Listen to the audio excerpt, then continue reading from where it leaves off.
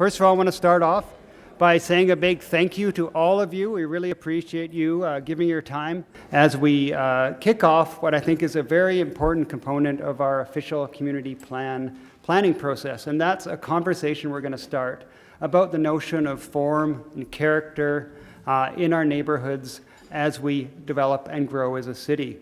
My name is Ben Johnson. I'm the Special Projects Manager with the City of Penticton, and I'm joined tonight by my colleague Anthony Haddad, Director of Development Services from the city as well as a design team that is joining us from a group called MODUS. MODUS has extensive experience doing urban design and character design work throughout the province and the country.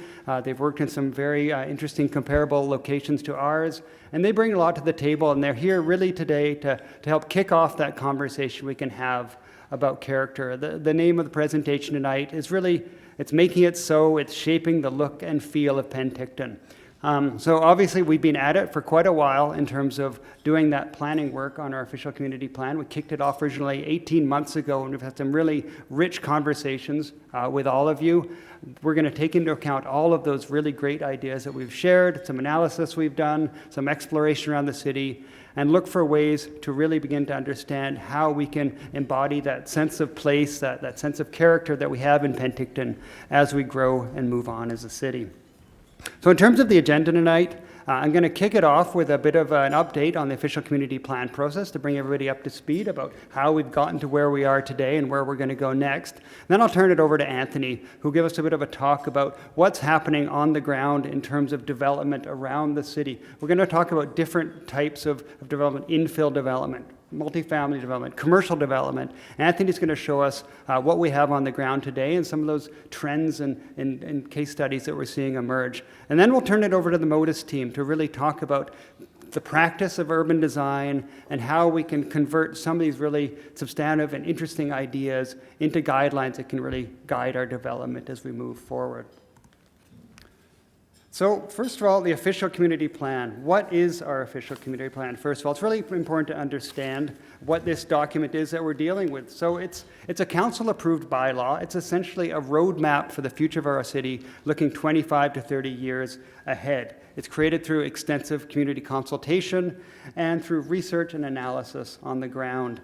It's intended to guide positive change, growth, and development in our community. There's multiple components to an official community plan, but the key components are a future land use plan. So this is a map of our intended future land uses laid out across the city. It contains goals and policies in specific areas like housing and transportation and so on. And it can contain guidelines for things like form and character and environmental protection. And it's the form and character guidelines that are really the focus of this current phase of work that we're doing on the official community plan. So I think it's important to ask, why are we updating the OCP? Well, typically OCPs are updated every 5 to 8 years. Ours dates from 2002 with a major update in 2006. So it's fair to say that a lot has changed in those intervening years.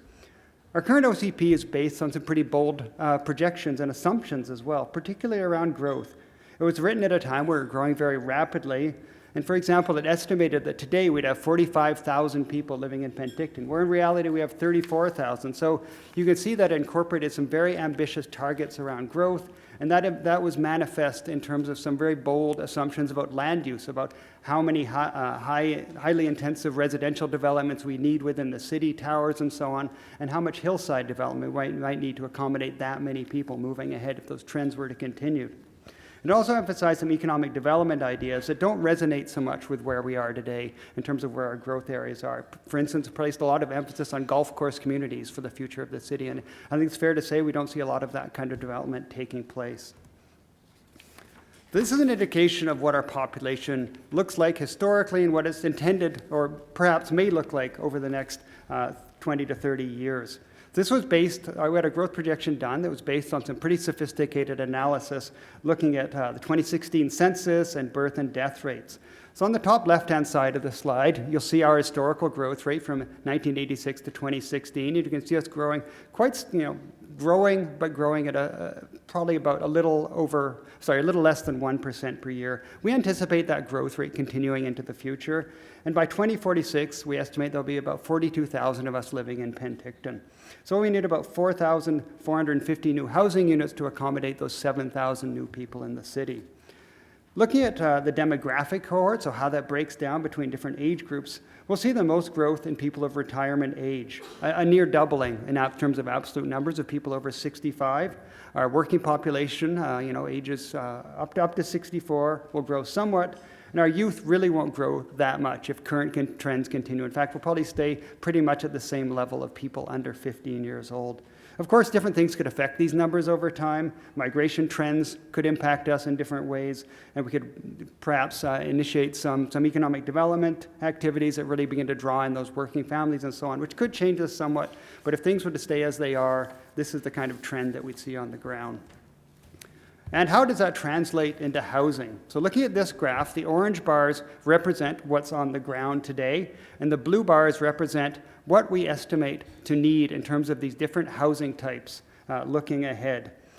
So much of our housing stock is currently single-family houses. No great surprise, probably to all of you out there. We have almost 7,000 single-family detached houses around the city, and we anticipate a kind of a modest growth in that, of perhaps adding about another 900 in the 30 years ahead. But much of our growth will be of an infill form, things like townhouses and duplexes and low-rise apartments.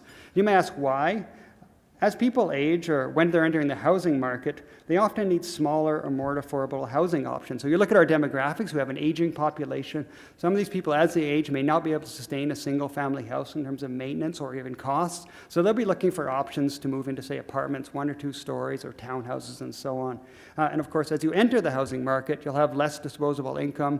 It's also important to look at our housing costs. The average single-family house in Penticton is over $500,000.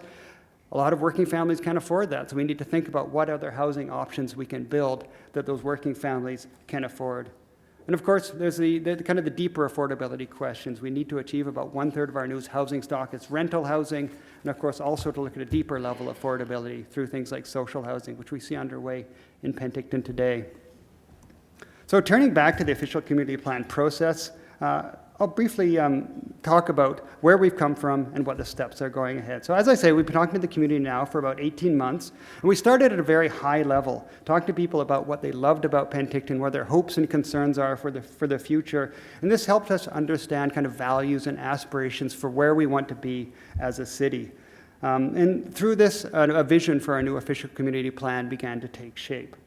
In February of this year, we held an OCP Expo where we really began to engage in dialogue with people on those key subject issues: affordable housing, transportation, the environment, arts, culture, and heritage, and so on.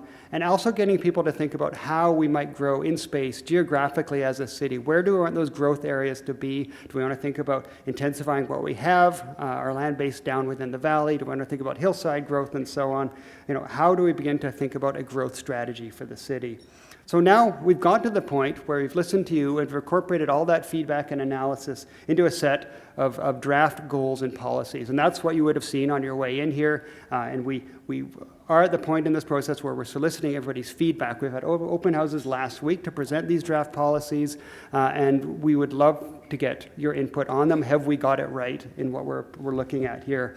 So this is something you can do here and something you can do on your own if you go to our Shape Your City Penticton.ca website. All this material is online, and the opportunity to provide feedback is there as well. So we really hope you can get engaged in that as well. So by the end of the year, we're hoping to have a draft OCP document out there for the community to review and once again confirm, hopefully, that we've got it right. And if that works well, we'll be in a position to take the draft OCP in front of the new City Council to consider it likely early in the next year. So turning over to how we've listened, I've told you a bit about how, how this process has gone along. I want to talk a bit about how we've talked to people through this process. So we've talked to over 2,500 people in this process. We've set up pop-up events. We've approached people on the street. We've held open houses, been at the farmers market, held workshops, booked a storefront for a month for our OCP Expo, and hosted the very successful Penticton Pechakucha style event in November. We've also used this Shape Your City website that I've talked about to reach out to people, share material, and provide a space for dialogue on key issues, and got some great feedback that way. And I also want to do a bit of a shout out to our official community plan task force. They've been working with us extensively through this process since the very beginning. They're a group of community representatives who have been with us the whole way and have been an amazing resource, guiding the work that we do. Some represent specific organizations like the Chamber, the School District, the Penticton Indian Band, while others are members at large with an interest in planning, development, engineering, environment, business, and youth issues. We're grateful for all that they brought to the process. So all this material that we're generating, they've been really hands-on, helping us go through it, refine it, provide feedback on us, and really help shape the work that we're doing today. And they'll continue to be involved with us throughout this process. So just in terms of the high-level policy issues that we have these goals and policies for, so through this process, and informed in many ways by what we've heard so far from the community, we've drafted these goals and policies around housing, agriculture and food systems, transportation and infrastructure, environment and resilience, parks and recreation, arts, culture and heritage, and the economy. And we are, as I said, seeking feedback on these currently, so we really hope that you'll take the time to share your input. Now turning a bit to about kind of what are some of those big conclusions? What are some of the directions if you can do something so bold as incorporate or encapsulate such a broad range of ideas into a single document and a kind of a concise statement? What is our growth plan as a city? How will we accommodate these 7,000 new residents over the next 30 years? Much of what we've heard is the need to recognize that we do have a limited amount of land to use, and we might need to take steps to preserve that natural environment, which many of us find so valuable and have been compelling reasons for us to live or to move to Penticton. So through our OCP, we're evolving strategies to intensify the existing urban areas that we have, making best possible use of that valuable infrastructure, that investment in roads and pipes and so on, creating complete and accessible communities around the city that provide additional amenities like new parks where they're needed, and minimizing negative impacts on natural areas so that they can be protected and enjoyed. Now, just turning to our future land use plan that I referenced a bit earlier. So this approach to growth is really captured in our future land use plan, which provides guidance for how different parts of the city may evolve over the life of the plan. This future land use plan does not confer development rights like zoning does, but it does provide a point of reference for development and change. And the expectation is that all change and development within those land use categories will respect those categories as they exist and how they're defined in the plan. So we do have a draft plan in land use categories, which we invite you to explore and let us know if you think we've got it right. Now I'm going to turn a bit to kind of the next steps in the process and why we're engaging on this conversation about form and character. So one message that we've heard is that while there is an understanding that change and intensification may happen in certain parts of the city, it's important that it be done sensitively. There are good and bad examples of this on the ground today. We have heard from some community members that they're anxious about development because they aren't sure what to expect in terms of scale, character, or neighborhood fit. So this is why we're having a good look at design guidelines as a way to direct and guide change in our residential, commercial, and downtown areas. So this is a bit about the mechanism for doing so, and these are what we call development permit area guidelines. So we were intending to create a series of guidelines that would apply to specific areas of the city known as development permit areas.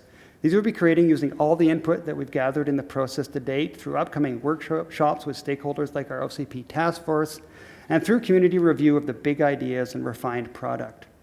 Any development within one of these areas would have to apply for a development permit, which would be assessed to ensure that it meets the intent of those guidelines. Under the Local Government Act, development permits can be used to guide form and character, protect the natural environment in riparian areas and agriculture, and to promote energy conservation. All right, so our focus currently is on our form and character guidelines. These could apply to these kinds of development: intensive residential, such as duplexes, carriage houses, and small lot development; multifamily, like townhouses and apartments; commercial projects; developments downtown; hillside development; and to guide development in areas high in heritage character, such as the K Streets and Windsor Avenue. So I'm now going to turn the presentation over to Anthony Haddad to provide an overview of developments of different kinds in Penticton, and then to our consultants from MODUS to talk about their plan to work collaboratively with the city and community to create form and character guidelines. We're going through a fascinating time in the city's development right now. The last 5 to 6 years, we've seen a significant amount of development activity in the city. We've been pushed to the limits in some areas of our community around how our community develops, where we should develop, and some of the conflicts that we've seen. And I'm here tonight just to give you a bit of background. A lot of you have seen some of these examples in our community through council meetings, through different development applications that have gone through the community. But really tonight, my portion here is to provide you with an overview of some of the challenges that we've dealt with and some of the opportunities that we have through this community process that we're going through right now. So despite what some of you may think, we're not allowed to make up too much as local government. We are bound by the Local Government Act and Community Charter, and specifically to the development permit areas, there's only certain things in our community that can have design guidelines attached to them.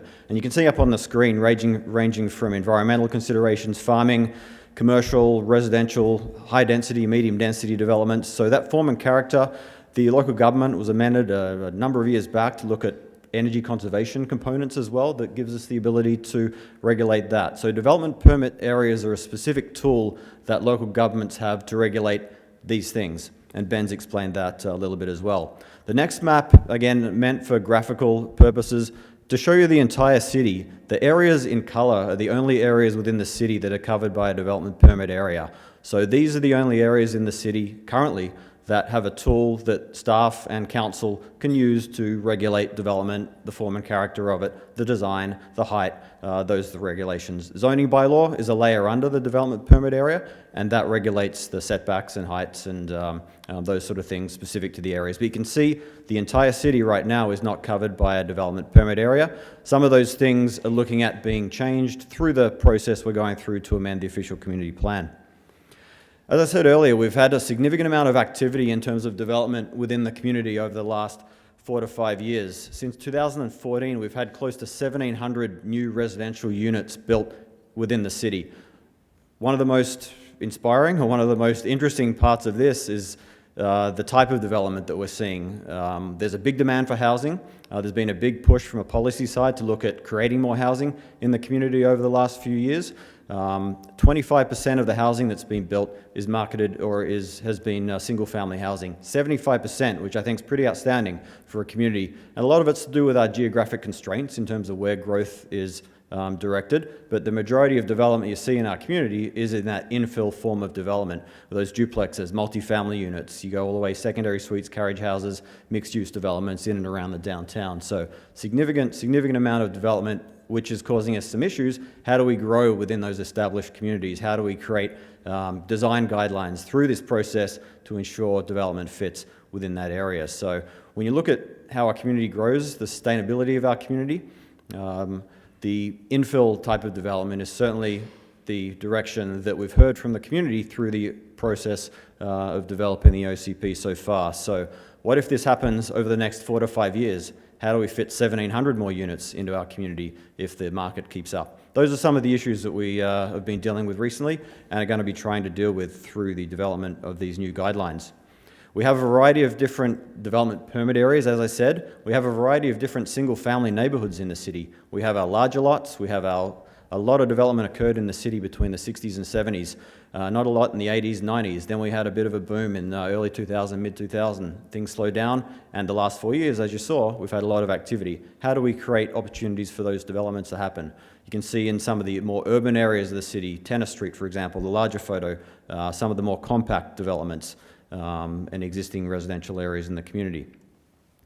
Our new neighbourhoods, how should they develop? How should we create, or should we create guidelines to see how these areas develop? Sendero Canyon is the first large lot subdivision the city's seen in probably 10 to 20 years, and that's been very successful over the last 4 to 5 years. A variety of different things that have gone into that development that could be applicable to a design guideline. Could look at the landscaping. Do we look at xeriscaping, for example, as a guideline that can be put in place to design those areas? How do the streetscapes get developed? How do the sidewalks get developed? All those bits and pieces are formed through the development of our design guidelines. One of the reasons why we're changing our design guidelines or updating the OCP right now is some of the changes in building technology. We've got a number of companies in town that do modular housing construction, And this type of housing is being seen in our community. It's a more affordable, a very efficient type of housing that can be built very quickly in our community, and we're seeing more and more of it come into our community. So how do our design guidelines work with this type of housing that's built inside and then moved on site? So a number of different building technologies have obviously changed since we had our original design guidelines. We need to update our design guidelines to reflect changing technologies. As Ben said, we've had a significant amount of infill development in the city. Some of our older residential neighbourhoods are turning into higher density areas. You've got single family houses that are being knocked over for duplexes with suites, townhouses and apartment buildings. How do we create guidelines to ensure that developments fit in within the character of the area but still provide opportunities for redevelopment and intensity in and around the areas that are marked for higher development opportunities? A few of you may have seen recently, carriage houses have certainly been an interesting topic more recently in our community. There's a couple of different examples here. As you saw earlier, the city's issued permits for approximately 40 carriage houses since we've put the new rules in place. And how do these fit within the character of existing residential areas, in particular residential areas where we have those smaller forms of housing? The design guidelines are also going to be looking at multifamily development, not only the form and character of the building, but how the site is laid out. Where should garbage go? Where should the garbage facilities be for a multifamily development? How does it interact with the street that we're trying to get more people walking along with? How does parking facilities get designed within multifamily development? So we have a range of different styles. We have a lot of older buildings in the city, some newer ones that are starting to push the limits in terms of design and character of the areas. So it's an exciting time to be trying to respond to the needs of the development community and the people that want to move into the community and redevelop. But how do we do that sensitively is a big topic. With regards to high-density development, on the left you've got Allison Place development that was put in place 2009, 2010. We also have some very unique areas of the city down on Marina Way, for example, and those unique areas were developed in the past with specific design guidelines specific to that certain area. So that's going to be something that we're going to be looking at through this process. With regards to the development permit process, how do we ensure that the building designs that we get actually get built the way that they were approved? So on the left-hand side, you'll see the concept and the type of plans that we get as a city that we review through the process. How do we make sure that the design of those gets implemented through the actual construction process? The development permit is the tool that municipalities use to make sure that what council approves gets built, and that's obviously part of the process. Downtown, we obviously have a very special downtown. How do we incorporate the landscape that we have, the beautiful environment that we have downtown, and the vibrant downtown that we have into the design guideline process? We've been seeing a significant amount of development. As you can see, one of these boards was outside, but downtown is changing, and it's changing very quickly. At the moment, we've probably got close to 200 new residential units under construction right now and will be under construction over the coming months in and around the downtown, bringing a lot of people downtown, making it more vibrant. How do we design our downtown to ensure that those people that are walking around and creating vibrant opportunities for our business community, how do we deal with that? Some recent developments downtown on the left, project under construction right now. The mixed-use developments that we want to support more and more of downtown, how do we make sure they fit into some of the streets that have been designed? And the hotel on the right, we're going to see more activity at nighttime. How do some of these buildings and designs interact with the public realm? We've been challenged recently, especially in some of our older areas of downtown. Front Street was a great example. This was one of the developments that a lot of you are obviously aware of on Front Street, a more contemporary spin on some of the unique character that exists along Front Street. We're going to continue to get challenged as a community with different design techniques, different architectural styles. How do we incorporate design guidelines that keep the character that exists in that area, but also allow for some unique opportunities with future developments? Downtown, obviously, a lot of history attached in downtown. It's the heart of our community. How do we look at some of the buildings. Buildings change, things change, technologies change, as I've said. How do we make sure that the guidelines are flexible enough that, that things can change appropriately? And the city centre building is a fantastic example of what our downtown's going through right now, with new residential units breathing life into an older commercial building. We have our commercial development guidelines as well. The strip along Main Street and Scarha Lake Road is a huge opportunity for us to look at as well through our design guidelines. Do we want landscaping along there? Do we want parking? How should the buildings interact with that, the spine of the city? The Hillside Developments are also a component of our design guidelines that we're going to be looking at. We have some areas on the eastern hillside that are going to be pushed for development opportunities over the coming years. The hillsides and the environment that exists along those hillsides is such a unique asset to our community. How do we protect that through the development of those areas? Some areas are done well, some maybe not so well. So how do we incorporate retaining walls? How do we incorporate development into these hillside areas that's sensitive, but also allow opportunity for a number of different styles of development? As I said, we've got a beautiful environment within the city. The green area up on the screen shows some of the more sensitive habitat that exists on those eastern hillsides. So as we develop in those areas, design guidelines are a tool that are used to ensure that the species at risk, the different habitats, are protected through the development process. The city's taken a leadership role in the restoration of some of our natural environments. Penticton Creek's a great example. How do the buildings that will interact with the creek environment be dealt with through design guidelines? How will our wildlife be dealt with? I can tell you this isn't a wildlife corridor. It's a boulevard strip in any neighbourhood on the eastern hillsides. So the wildlife corridors are obviously a key part of the planning process and the environmentally sensitive development permit areas that we're going to be looking at putting in place.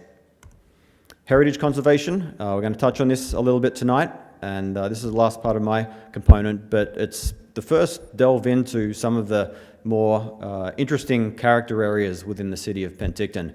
The first area that we're going to look at, and you may have seen through some of the open house boards, is around the K Streets, the old wartime housing districts that we have development opportunities for redevelopment. How do we create guidelines that enable two-story houses in these areas that are predominantly single-story houses without impacting the character of these areas? And down on Windsor Avenue, another unique area of the city. And we're not saying, I don't think we've heard from the community saying we need to make sure that all the doorknobs on these houses need to be a certain colour. How do we allow people to naturally redevelop these areas as sensitively as possible, as respectfully as possible to the character of the surrounding area? So we've got some really unique opportunities coming up. The design guidelines are a tool that we use to help regulate development within the city, and we look forward to hearing from you guys through this process to ensure that we definitely get it right. So with that, I'm going to hand you over to Rob, who's going to start the panel session and presentation session from the team that have come up to help us run this process. My name is Rob Bars. I'm an urban planner and part of the team at MODUS Planning, Design and Engagement.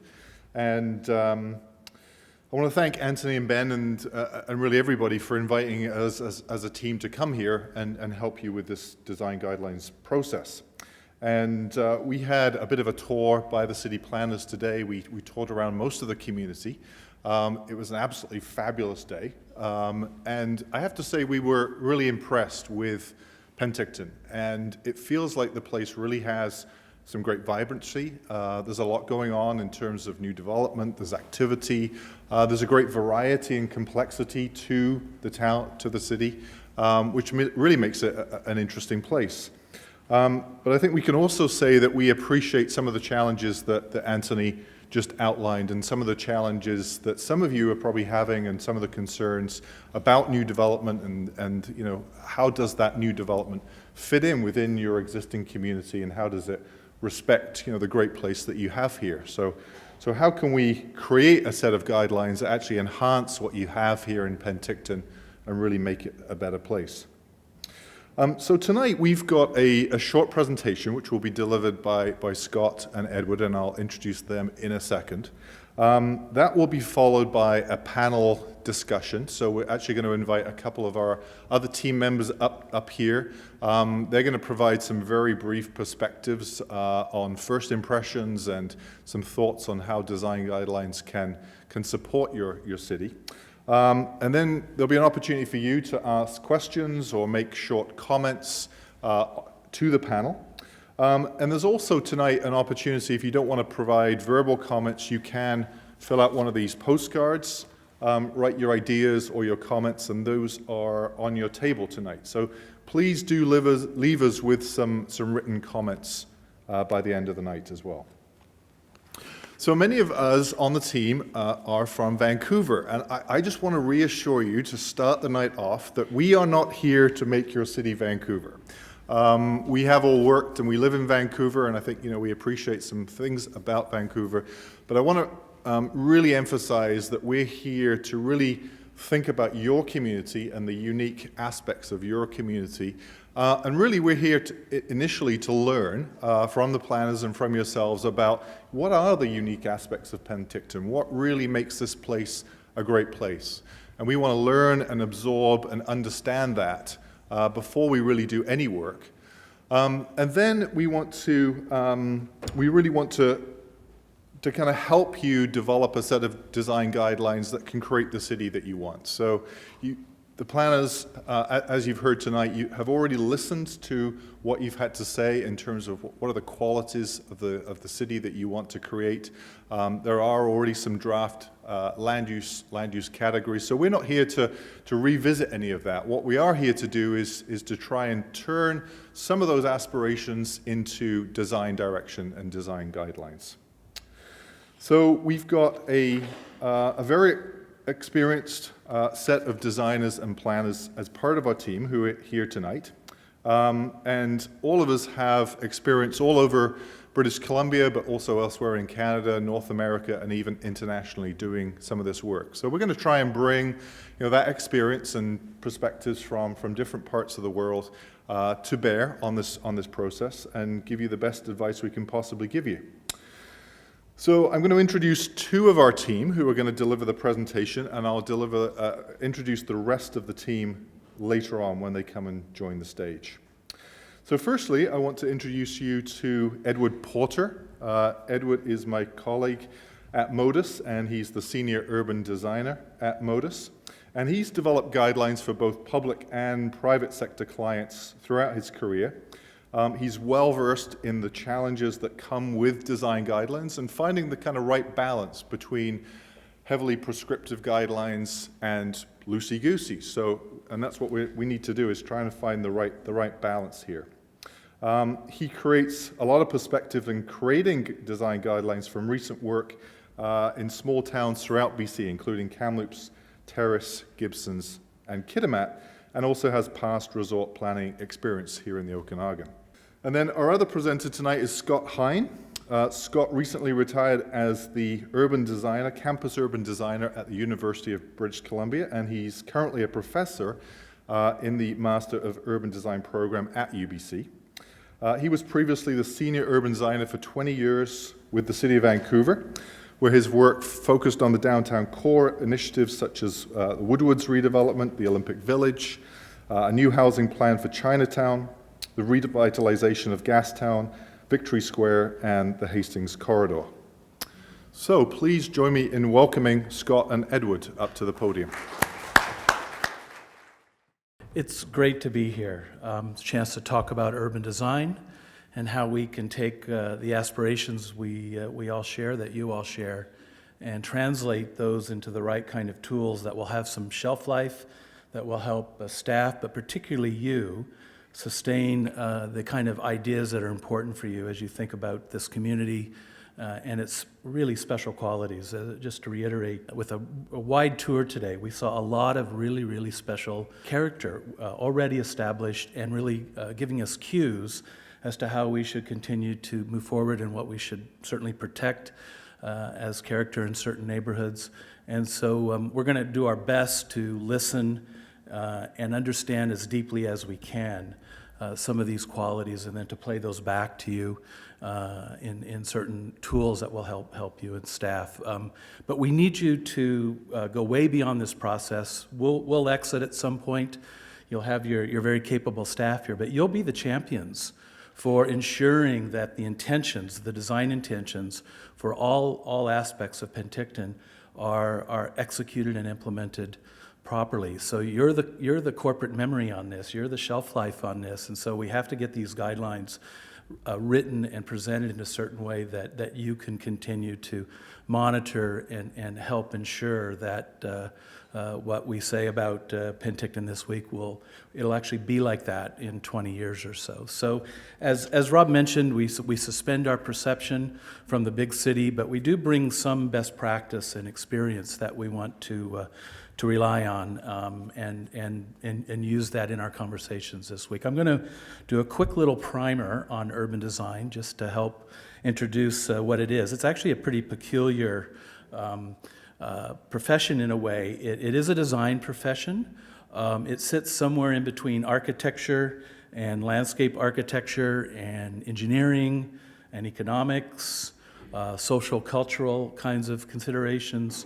But it has to imagine the long view. It has to understand that there will be changes over long periods of time, like 20-year cycles when the market is doing different things. And yet we're writing policies and regulations in a rather generic sort of way. So there's a bit of a trick to that. And so how do we ensure that the kinds of things that hit the ground over time meet your expectations for character and quality, but how do we also leave room for the community to contribute, to participate, to begin to take ownership of some of these new areas and insinuate your own ideas and passions about emerging communities. So we need to leave room for that. So I just want to talk a little bit about some big ideas and the kinds of qualities that we might consider. So let's start with the idea of context and thinking at the large scale. The setting here obviously is magical.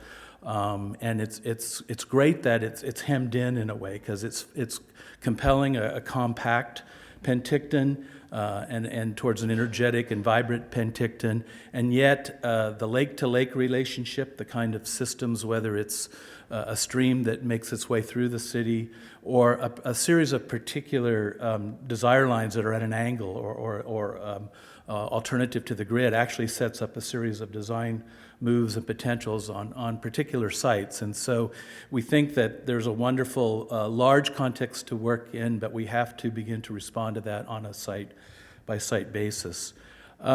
We also want to think about, obviously, a whole series of nuanced neighborhood kind of conditions you have here, and not a one-size-fits-all. We need to understand deeply the subtleties and nuances and get the typologies or the forms of these buildings correct. You have a variety of parcel sizes, of frontages. We need to manage scale, and we do that through the width of the buildings and the depth of the buildings and the height of the buildings, but the form of the buildings as well. And whether it's a gable or a pitched roof kind of condition, or it's a flat roof kind of condition, there's such a variety that we can draw on to strengthen what is already a very interesting set of neighborhoods with a lot of particular complexity on architectural expression. And so we think that's a real asset. Obviously, identity and culture, drawing again from the landscape. We have something called cultural landscapes that we can go a little bit deeper on and draw from the rich history. First Nations interests, obviously, historical interests, patterns, routes through the rail corridor. Those are all part of this larger idea of Penticton, and we want to make sure that wherever we can draw out and give emphasis to that prevailing identity and culture. Buildings that shape as an idea. So we want to give what we call legibility to places where people celebrate, where they gather, and we need to understand those places and the kind of scale of the edges of those buildings. So we properly shape those not only to feel comfortable within, but as also to where we need shade, we generate shade through the heights of buildings and the position of buildings. We think about our streets and our parks and our open spaces and our plazas of various sizes where people gather in a way that we use so that we use the buildings to give clarity about what those spaces are, and use the buildings as edges to generate that legibility.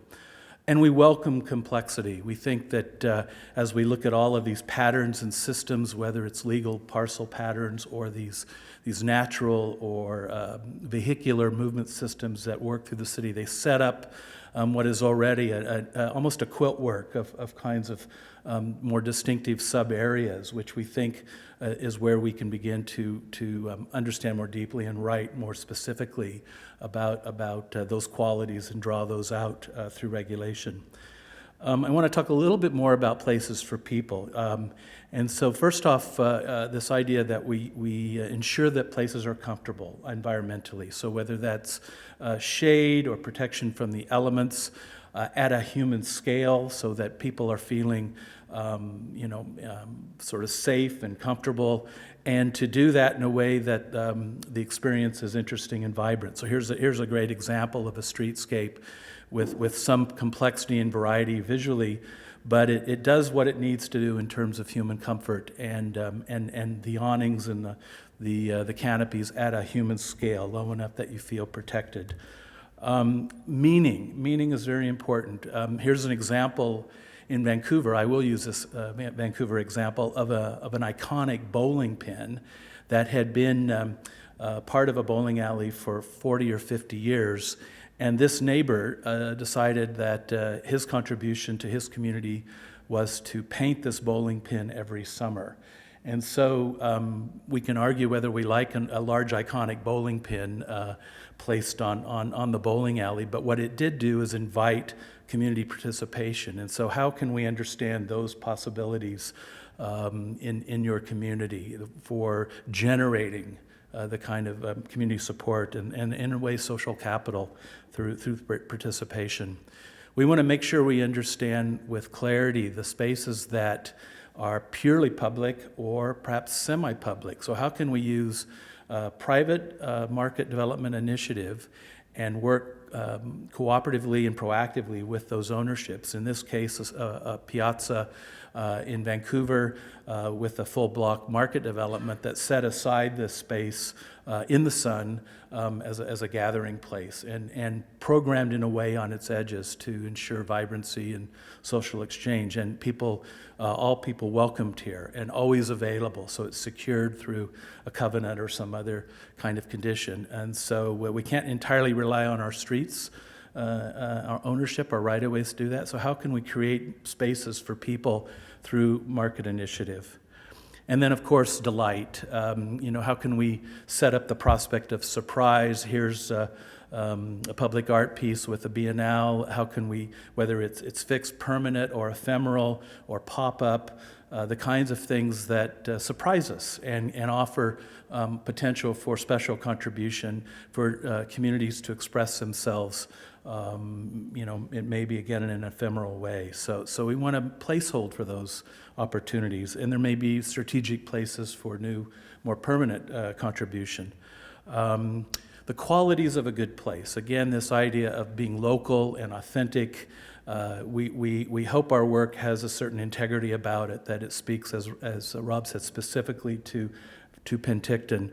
We like cities that are complete and connected, so legibility about pedestrian routes and other, healthy and comfortable. So whether it's food security or whether it's that idea about human comfort, inclusive and respectful, obviously, welcome to all stakeholders, constituents, logical, legible, and resilient and sustainable. So whether it's environmental response, or it's anticipating energy challenges, we need to consider all of that as we move forward.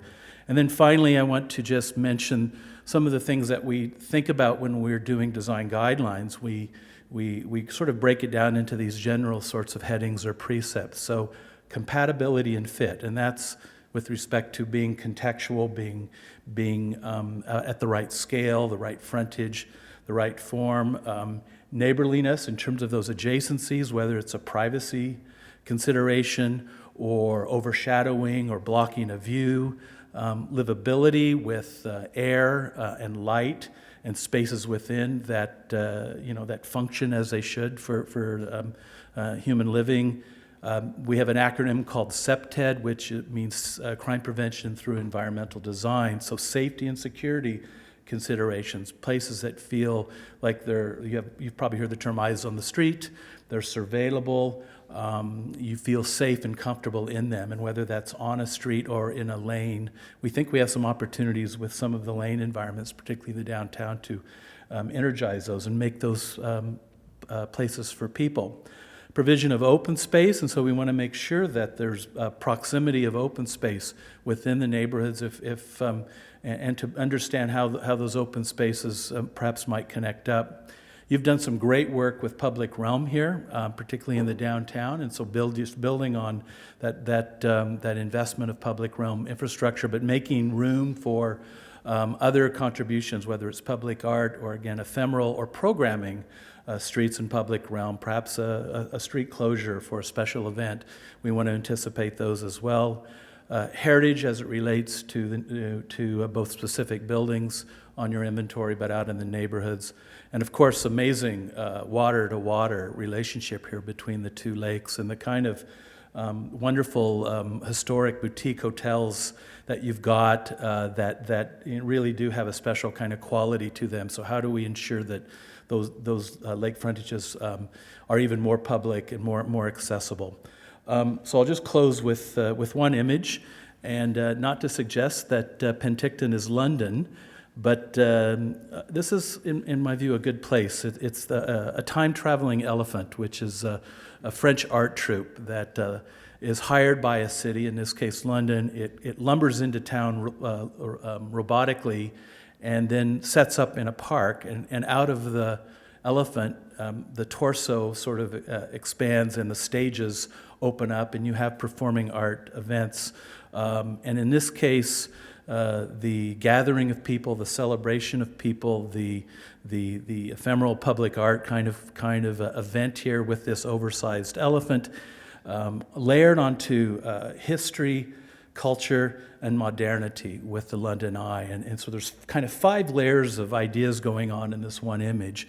And so what's that image for Penticton? How can we appreciate all of those dimensions of what you have here, strengthen them, enhance them, and introduce new dimensions or aspects of this as we work through the design process. So this is more of a metaphor. I'm not suggesting a time-traveling elephant, but we think we'll have some exciting things to work through this week as we get into it. Thank you.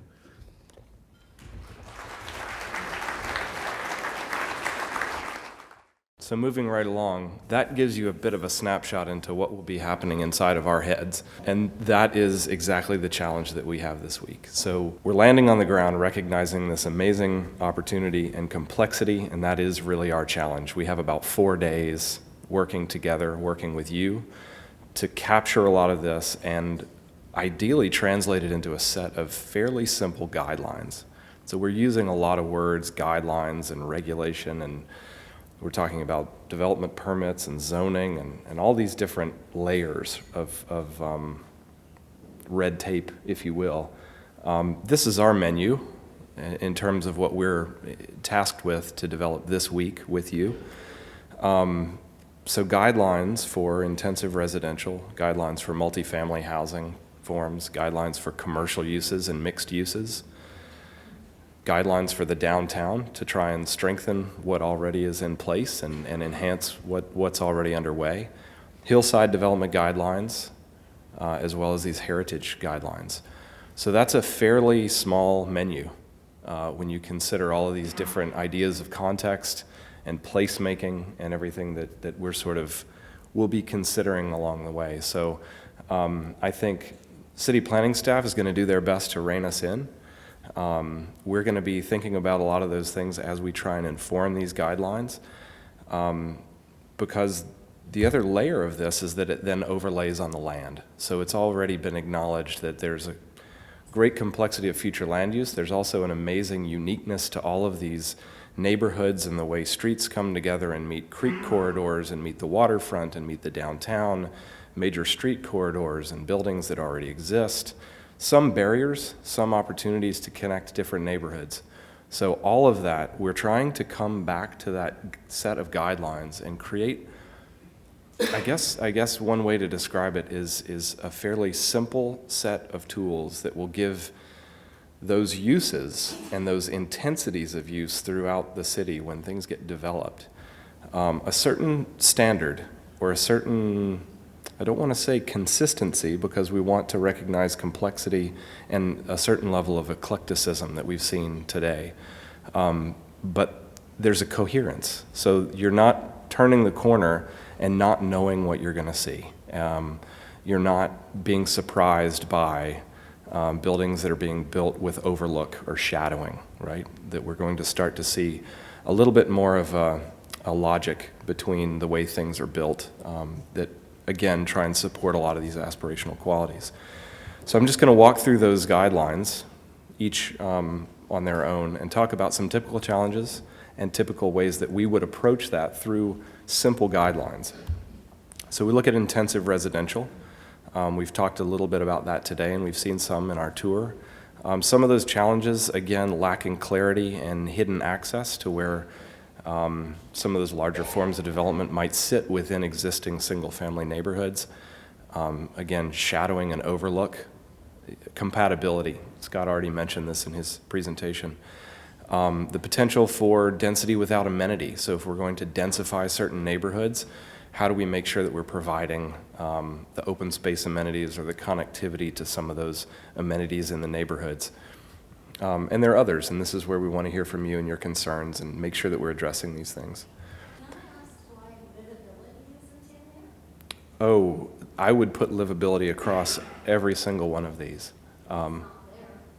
And please write it down, and I assure you it will be a part of all of this. But it wasn't on that list, you're right. And these are not intended to be exhaustive lists. I'm just giving some examples of, but that's absolutely. Thank you. Yeah, please make note of that. We won't miss it. Some of those fundamentals in terms of how we would look at issues of livability and compatibility and just how these neighborhoods feel, right? Street presence in terms of how those buildings are built, how they have a presence on the street. Ground orientation, we know is very, it's very much a part of living in a place as beautiful and small scale as Penticton, is that connection to the ground and that connection to then the larger landscape. I think that's very clearly understood in terms of housing preference in Penticton. Sensitivity to context, siting and the massing, so zoning in regulating height and setbacks and lot coverage and the size of all of that, which is separate from development permits. That sort of regulates how big things can be in volume, right? Just the bulk of how large things are. When you get into development permit, you're actually starting to understand how that volume of space gets built. So it might be 3 different pieces as opposed to one big piece, right? I don't know how many people know Vancouver specials, right? Does anyone like them? Right? So they don't yet generally get a lot of positive feedback, right? Because they are big volumes. They just max out the bulk on the lot. And that's one way that you can start to use development permits to break that down so you don't have those sorts of forms happening. Then let's look at the development permit guidelines and create guidelines around how those massings get broken down so you don't have that. That's exactly what we're here. So then finally, the fundamental on that is creating community. So actually using some of those larger forms of development to finance amenity that could also be used by the community. Move through these a little bit more quickly because I've got 6 more to go. But these are similar. Multifamily housing, intensive residential. These are really dealing with intensity, right? And how do we take that intensity and scale it down, right? Make it more human scale, break it down so that, again, livability and that feeling on the street really feels good, and that the connection between developments actually feels good. So again, street presence and compatibility, issues of parking and how do you make the choice to put parking between the building and the street so that as you walk down the street, you're looking at parking? Or do you create guidelines that bring the buildings to the street and put parking to the side or even to the back, or where economics may ultimately allow underneath? So we need to look at those things. That's how you see multifamily housing. When you start to create good guidelines, you actually start to regulate the way the building addresses the street. You start to create active edges and buildings that actually define space in a more positive way. That was something that Scott was mentioning as well. So that idea of a friendly face, prioritizing those experiences for the pedestrian as it walks along a building. So you may have a very different building character along the bottom, right, that relates to that pedestrian experience, whether it's landscape or built structures, whether it's climate protection, shading structures, what that might look like. Again, just regulating these larger intensive forms. The same goes then when you get into commercial uses, right? Again, you're adding these intensities of use. Now you're running a business, right? So you're dealing with parking, more parking, you're dealing with access. So these are the things that need to be balanced, along with the fact that every commercial business wants to have great visibility to the street. So there are reasons why you want to balance those things. Again, building siting is another one, siting those buildings right up to the street where you can to enhance the pedestrian experience, because at the end of the day, these are all guidelines that help create a city that people enjoy living in, right? This is the places for people, emphasis here. Using those buildings and understanding where commercial buildings would need to have active frontages versus where you would ultimately need to have service areas, and how that building is then oriented. So you make sure that you're not, bringing people along sides of buildings or fronting the buildings in the right way, or also allowing for merchandising. We've worked in smaller communities where we've seen small business owners need more window space, need more wall space interior to the building, whereas some of the guidelines wanted to see all of this window space, right? I'm looking back at Frank, he'll come and speak to that in a bit, but we were in Kitimat, and it's a really interesting downtown, and some of these window spaces had been covered over because they needed more space for merchandising, but there was the idea that they could then do something on the outside to offer something on that dead wall back to the pedestrian realm. So those were some issues that were handled in guidelines. When we look at the downtown heart, we see a lot of really great improvement to the public realm in the street and street furniture and calming of some of the traffic and some of those pedestrian enhancements. You can also see that there are opportunities to really consider the way development scale is managed throughout the rest of the downtown as it's built out. Management of views and as well as even frontages in the commercial uses and the uses along those pedestrian edges where the buildings themselves can create some enhancement for the pedestrian realm. Again, largely on issues around climate control and coverage along the street. So again, some of those fundamentals to reinforce downtown and prioritizing some of those pedestrian enhancements, because it is the cultural heart of the community, and it is a place to attract tourism and additional business investment. In Hillside Development, we've seen challenges in the retaining a landscape, right, and actually the lack thereof. So some of the fundamentals that we're looking at include how do you set up guidelines around site development, not just around the buildings themselves, but around how those buildings relate then to the actual natural grade and actually step down and step up slopes so that they integrate into the land a little bit more, use building massing to retain slopes instead of having to use retaining walls to retain slopes, and hopefully in doing that create more opportunity to retain native landscape and trees. So that goes for the experience on the ground and cost of building, but it also has to do with view impacts when we're in the downtown and looking back at our hillsides. Spoke a little bit about heritage conservation. This one is quite subtle. A lot of the neighborhoods that we've seen today, in terms of the K Streets neighborhood, and Windsor Avenue or Windsor Street. They're very subtle qualities whereby the change in the way the buildings are sited or the loss of landscape or even the access, whether it's a street front access as opposed to a lane access, can really change the way those neighborhoods feel. So one of the things that we realize is that those neighborhoods don't necessarily have guidelines to begin with. So that's a start, is to talk about, through this conversation, not necessarily to even focus initially on the regulation, but to focus on the qualities that we actually really love about these places so that we can define what those qualities are, and then through that conversation start to understand what sorts of regulations we may put into place. So again, these are about friendly faces and site design, making sure that those homes in a lot of these heritage neighborhoods don't grow so large on the site that they make no room for landscape.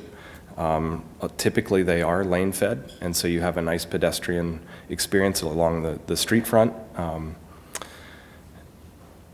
Another one that's noted here is that the construction itself is based on simpler forms that were based on simpler building materials. So that's something that, maybe not all of us are builders, but we get that intuitively when we see some of that basic heritage architecture, is that those forms are simple and it's reflective of simpler materials and building techniques. So these are just some observations, and I just wanted to give you a quick overview of the way we will start to distill these bigger ideas of placemaking into some of these rules that we'll try to develop. They're not intended to be prescriptive, but they are intended to give very clear guidelines so that decisions can be made to say yes or no to forms of development that are being proposed that fit or don't fit with the future of the Penticton that we want to create. So to borrow from Scott, the idea here and the opportunity is really to explore your DNA, the distinguishing neighborhood attributes.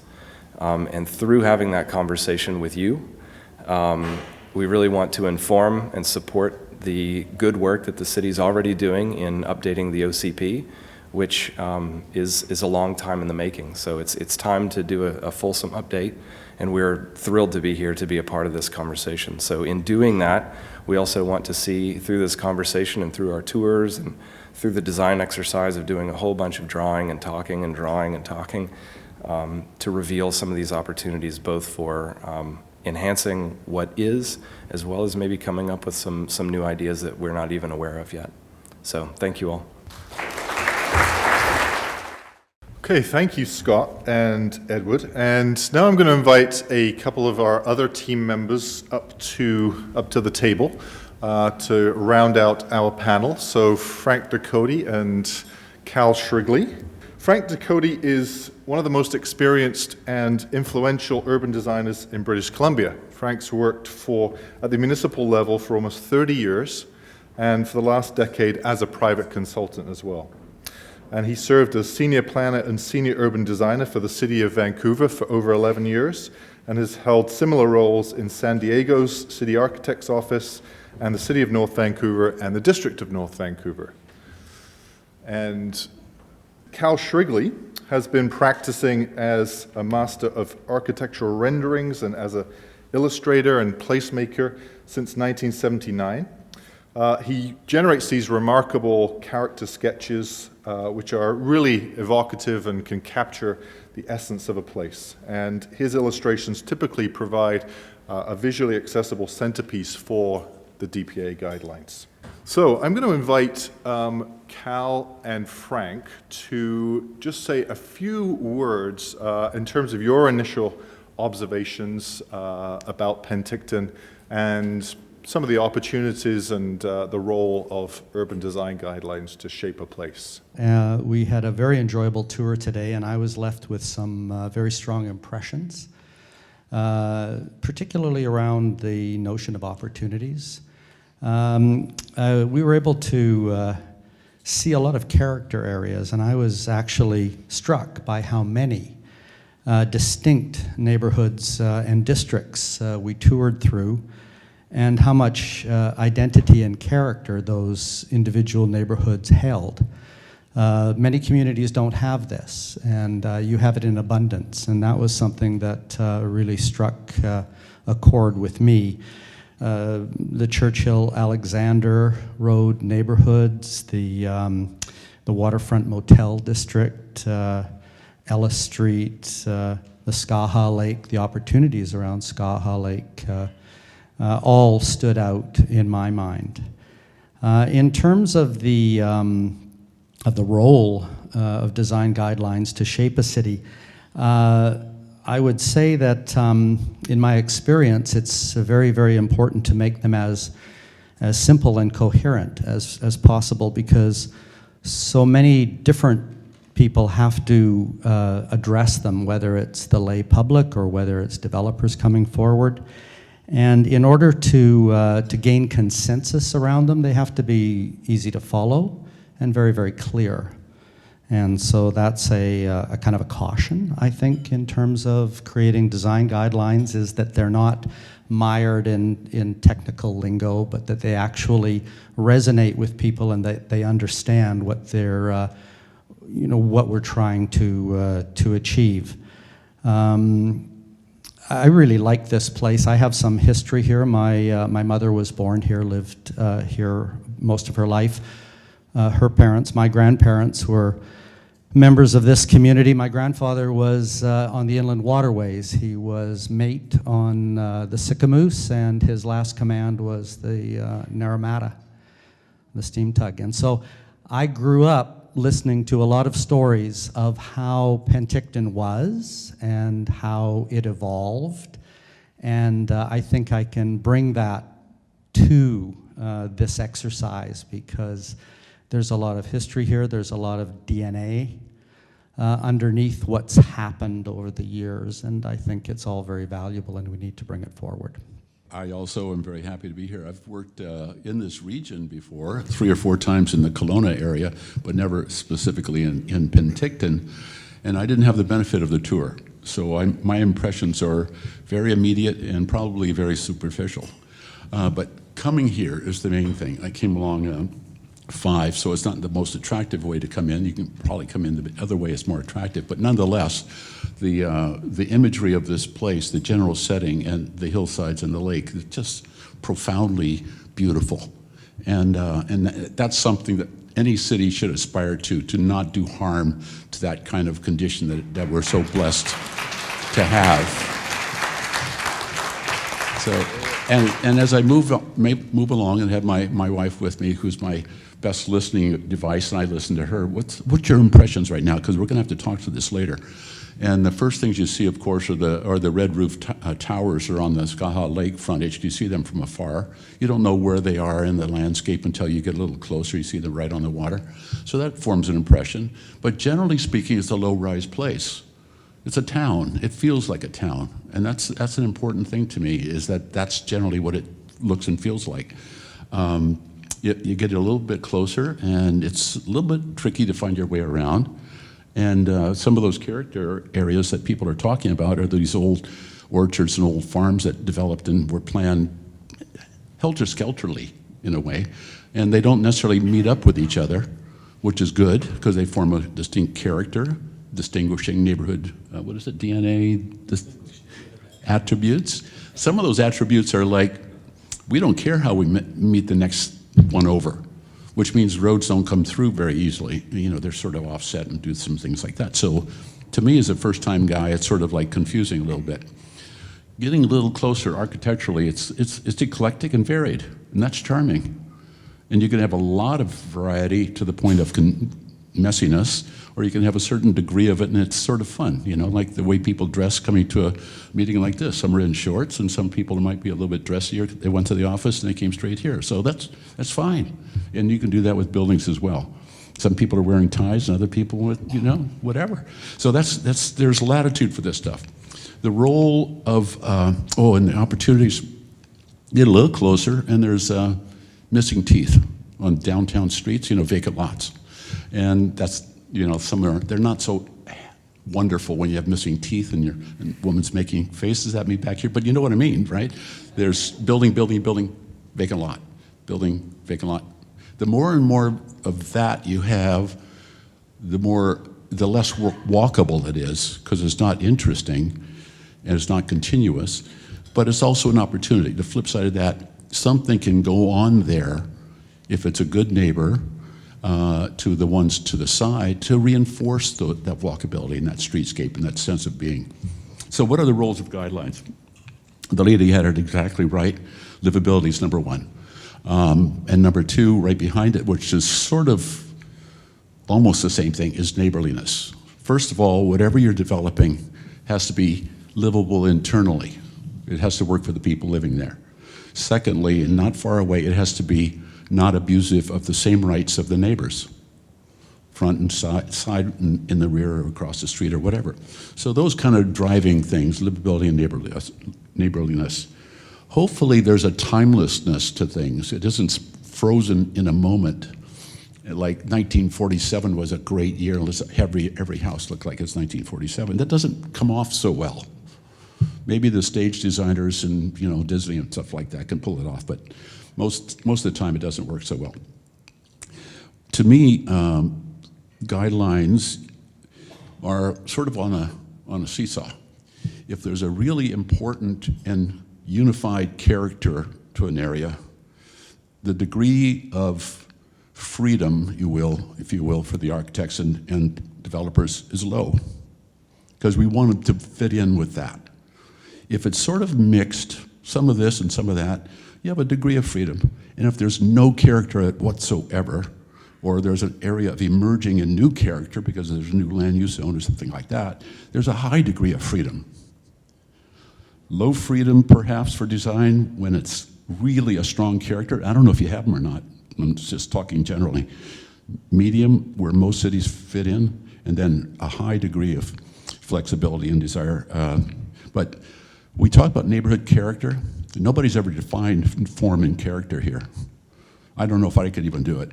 But one thing you got to avoid is neighborhood caricature, a cartoon of a neighborhood. We think it looks like this, and we're going to cartoon that thing and make it happen all around. So that's, and generally speaking, what the guidelines will do is provide the box that buildings come in. It will not design the building. That's up to the developer and the architects and the people who will live there. But it will generally say it's sort of this big, it's this far back from the street, it's got this neighborly relationships to windows and things like that. Maybe it gets into materiality and even color sometimes. But nonetheless, it's not the building itself. So we're going to design those kind of parameters. And what I would like to leave with you is the idea is, what does a building do when it's really successful? It meets the ground exceptionally well. It's not lifted off the ground, it's not pushed way back, it's contributing to the public realm, it's sort of fitting in with its neighbors, and it meets the sky in a nice way. What is that? It relates to, you could think of a traditional town in Europe, there's a certain look to the skyline. We don't have that 1,000-year history, but we have something we can do here to meet the ground well, meet the neighbors well, and meet the sky well. And if we do that right, we'll live up to the promise of this valley. Thank you. So now it's your turn. We're going to give you the opportunity to either ask a question or perhaps make a short, and I do want to emphasize short comment. So you've heard a lot tonight. There are a couple of rules here. There are no dumb questions, so feel free to ask questions of clarification about what you've heard. You've heard a lot of concepts about urban design tonight, and some of them aren't that simple. The other thing is, please be respectful in your comments. And by respectful, please respect the people you're directing the comments to, but also respect the other people in the audience in terms of keeping it short and brief and to the point. So if you could, when you're asking your question or making your comment, if you could state your name, and if you're affiliated with any kind of organization, feel free to let us know what that organization is. And Joanne, this is Joanne, who's the city's engagement officer. Jerry has bravely volunteered to be our first one to speak, so I'm just going to hand the microphone over to you. Good evening. I'm not affiliated with any organization, but I am an activist in Penticton. I have been for a number of years now. The thing that struck out me is this Hillside Development and how And then we talked about environmentally sensitive, this is not, I know Hillside Development, to me, is not environmentally sensitive. I can't get my head around that. We signed a bylaw a long time ago, well over 10 years ago, and this bylaw was signed by many, many, many mayors of the South Okanagan, and I think it was a smart growth strategy kind of thing, and it took a number of years to develop this thing. I saw this go on and on. We had meetings, and our mayor in Penticton signed on. Smart growth, it was really developing down low. Going up in hillsides was not part of this smart growth strategy.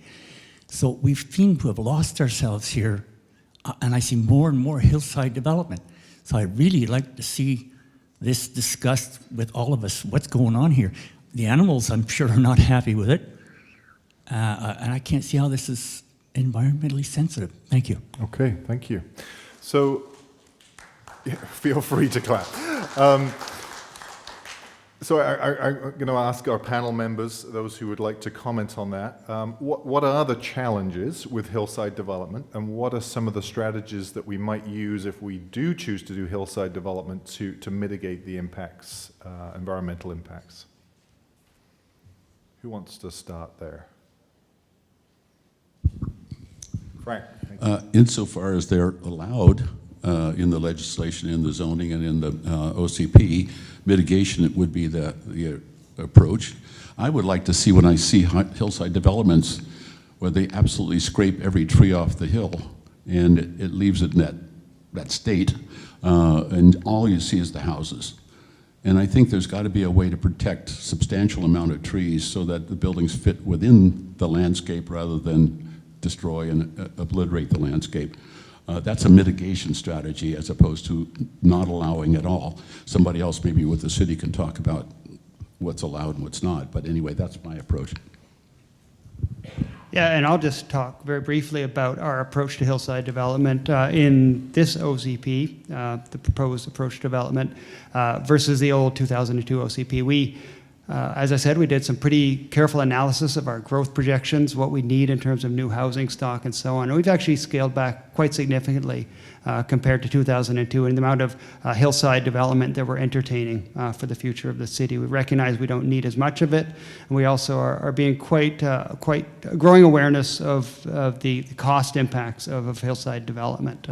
So you'll still see a limited amount of it in areas that are adjacent to existing urban development, places where it makes sense, a lot more due care to environmental corridors and wildfire protection and so on. But you know, for example, you look back in 2002 at our land use plan, there was a very significant amount of development slated for the backside of Campbell Mountain, and you won't see that in our current OCP, for example. So we're seeing really, like I say, ratcheting that back and taking much better advantage of the bones that we have within the city and continuing on that trend of more infill development, more taking advantage of the existing urban fabric. Great, and we'll just have Scott make a comment as well. If they are to be allowed, one wonders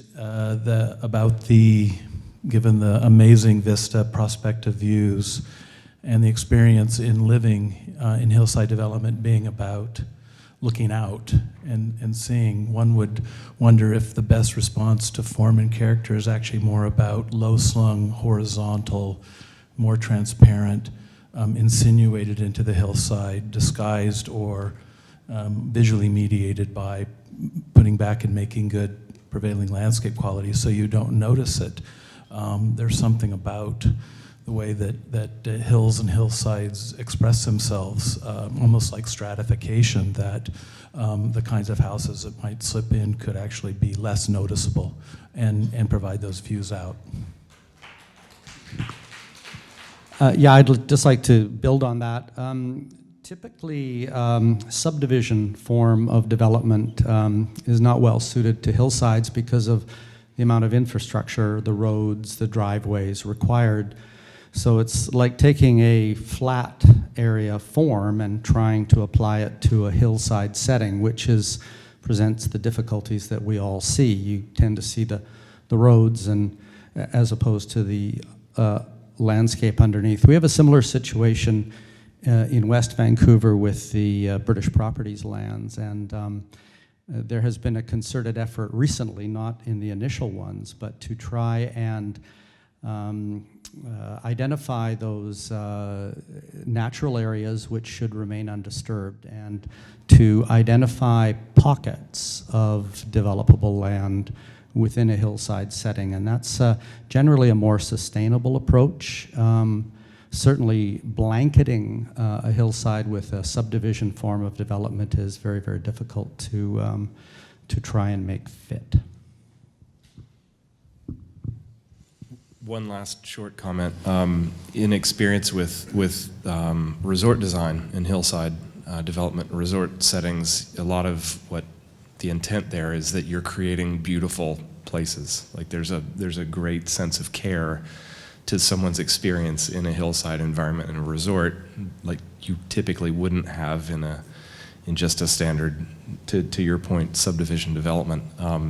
So a lot of that approach has often been to make very narrow street standards that are different from flatland street standards. So you're immediately starting to reduce the impact of how much the street has to platform on the hillside, and then again using the homes to step up and down the slope. And what that does is then at the back of those individual lots, you wind up preserving half the lot in the retained natural landscape, and then you wind up with bands of landscape between homes. And so in between retained landscape and then stream corridors and drainage corridors that can be preserved as well and set aside for environmental sensitivity, you can actually get quite a network of retained landscape for wildlife as well as visual mitigation. The other thing that's really simple is roof form and roof color, right? So keeping those roofs very low profile and also having them not be high reflectivity and those sorts of things. So there are things to control it, but again, that's in the context of reducing the sort of extent of hillside development as well. Okay, thank you, panel. Okay, next question. Yes, Kevin Proto. My organization is Locals Supporting Locals, and I'm also a community activist as well for many years, and now taking it to another level and running for city council. And I, along with Jerry, they're very concerned about building up on the hillsides. I had actually an email sent to me asking my views on this. You know, one thing that was very clear about Penticton is they never wanted it to look like Kelowna and be overdeveloped.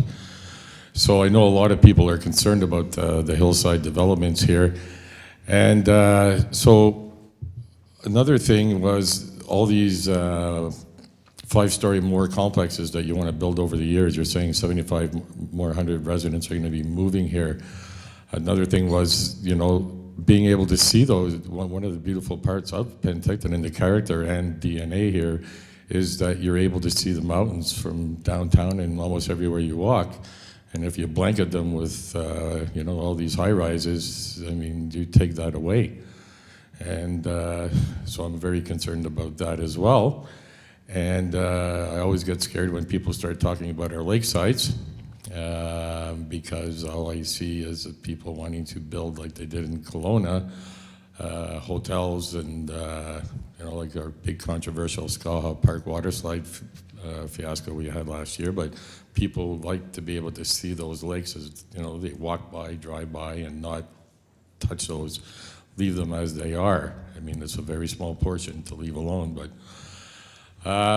now also, you're talking about building 7,500 more houses. Right now they're charging us for water where they never used to charge us for water, and that concerns me. So either we have enough water or we don't, and we charge people or we don't. So how does that work?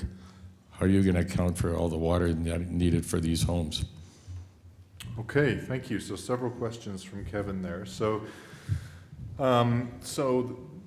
the first one was kind of reiterating the concern about hillside development, and maybe we'll ask either Anthony or Ben just to kind of remind us why Penticton is thinking about hillside development and, you know, what's driving the need for hillside development. And then I'll ask the rest of the panel to comment on how do we protect views when we have a higher buildings, and also how do we protect the access and both visual and physical access to the lake? Yeah, but is it Penticton that's asking, the residents, or are these developers that are asking about building up on the mountains? There's a big difference between the two. Yeah, so that's a great question, Kevin. So right now, within our official community plan, we've got 3 growth areas that were identified back in 2002. One at the southeast corner of the city, within the Upper Wiltsey areas, up around Evergreen. That's one area. We also have the Columbia Heights area, where Sendero Canyon and the Ridge, for example, are developments that are undergoing redevelopment right now. The other end of the city, northeast sector, around the landfill, is also a portion, and you saw that in one of the slides I showed with the Hillside and some of the issues that we eventually deal with out there. So there's challenges with looking at those areas that were identified as future growth areas historically. How do we deal with those in the future? We've got a lot better tools in the toolkit, and after this process we certainly will, around environmentally sensitive development permit areas, in terms of requiring the development community to ensure that wildlife corridors and species at risk, for example, are protected through the development of these areas. Well, if it's already considered environmentally sensitive, why touch it? Like, that doesn't make sense to me. If it Exactly. Says, yeah, I know. So, and it's making sure that those areas are protected through various tools. There's conservation covenants. There's a number of different tools out there that local governments have to preserve those areas. One of the I showed earlier some of the growth patterns that we're seeing. We're seeing a significant amount of growth happen within the areas that are more urban, that have better infrastructure, that are more sustainable to grow. And that's the direction that you can see in some of the policy boards that are out on the outside as well. And some of the direction that we're hearing from the community is identifying that we need to grow, we need to densify in our existing areas that certainly provide much better value for our community, adding to those vibrant areas. well, I've seen a lot of development here with buildings already here. And now the thing Kevin? that's yes. Can we move on to one of your other questions here, because otherwise we're going to run out of time. You had 4 different questions. Okay. And I think the question about the impact on views to the mountains, but also connectivity and access to the lake as you densify a community. Could members of the panel comment on how do we protect those views and that visual access to the lake? Just very quickly, with respect to both lakes, I think we have to be very careful to take care with any new development that's being considered that, number one, it doesn't physically privatize or certainly visually privatize the relationship, profound relationship that you have to both lakes at both ends. And so I understand there's a proposal for the north end that in terms of the height of the building, the breadth of the building, the orientation of the building, and the way that it's perceived as you're approaching the lake from the south to the north, but also vice versa. How if you do develop a nudge a little closer to the south, that it's done in a way that's making places for the public and done sensitively in terms of its scale and form and character. So I think we both, or all of us here, are I'll say anxious about compromising the relationship to both lakes. Can members of the panel comment on protecting views up to the mountains? How would we go about doing that, or ensuring at least some of those views are protected? Anybody? Some.